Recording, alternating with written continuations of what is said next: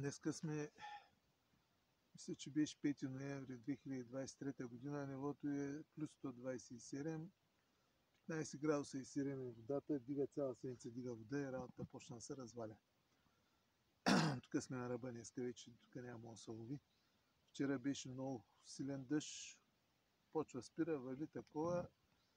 Имаше риба, не че не се хвана. 4 платика и 2 таранки, няма и 2 кг децевита. Но обаче много са намокри, станаха маймуна. Вече май няма прави такива работи, защото много близя гърба.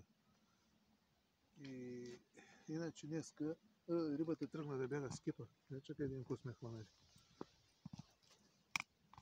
Направо подкара кепа. Не че и кой знае какво. И пак има 4 платики. Няма да им чуй какво е.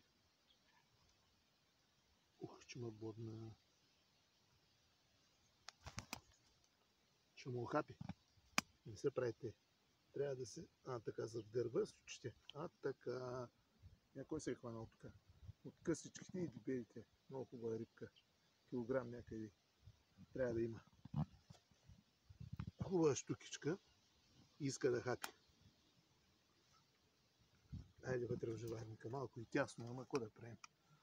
Такава е ситуацията. Тъй, че другата седмица ще видим. Нека я накотва. Може и на другото местенце да се пробва.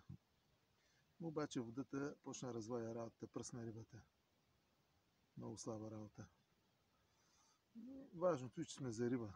Това е най-важното от всичкото. Да може да ходим за риба.